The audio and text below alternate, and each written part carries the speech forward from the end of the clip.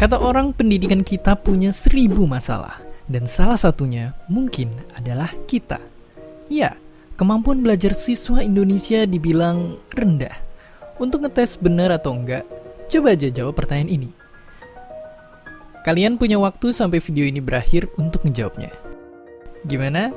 Susah? Kalau emang ngerasa kesulitan, bisa jadi survei yang satu ini tuh bener.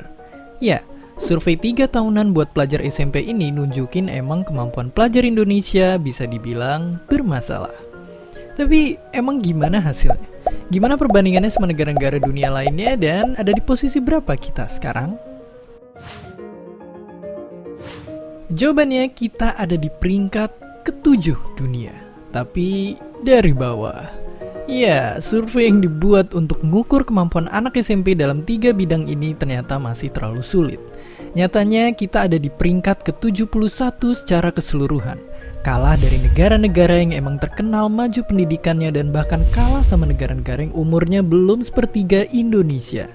Sedihnya lagi, tren pelajar-pelajar kita belakangan ini pun turun terus-menerus.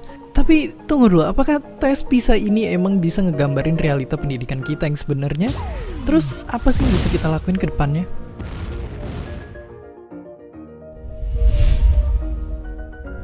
Pastinya tes ini bukanlah hasil akhir yang nentuin kualitas pendidikan. Tapi kalau berkaca dari hasil tadi, bisa jadi itu karena banyak masalah yang menerpa pendidikan kita. Yang salah satunya karena masih adanya kebiasaan ngehafal yang bikin kita nggak ngerti kenapa suatu materi dipelajarin. Misalnya, coba kita balik ke teka-teki tadi. Disadarin atau enggak, sekolah ngajarin kita rumusnya dan lupa ngejelasin kalau masalah kayak gini sering banget kita hadapin di kehidupan sehari-hari. Tapi masalahnya, nggak cuma ada di sekolah aja, tapi juga di luar kelas. Misalnya kayak kondisi sosial ekonomi pelajar yang nggak merata yang akhirnya bikin hasil tes mereka jomplang dan tentu aja masalah-masalah lainnya. Makanya biar pendidikan kita bisa bersaing, kita perlu berkaca dari hasil survei ini dan ngambil kebijakan.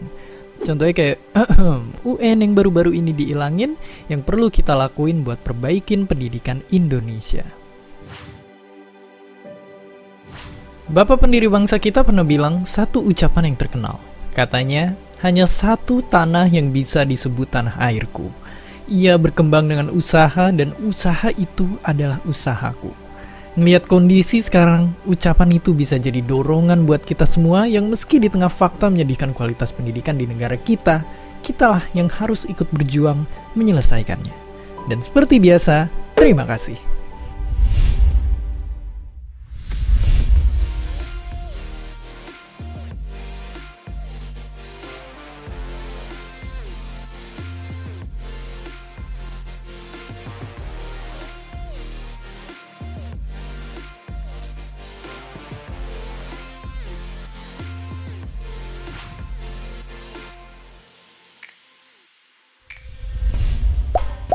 Terima kasih udah nonton Kok Bisa? Punya pertanyaan lagi? Tulis aja di kolom komentar di bawah.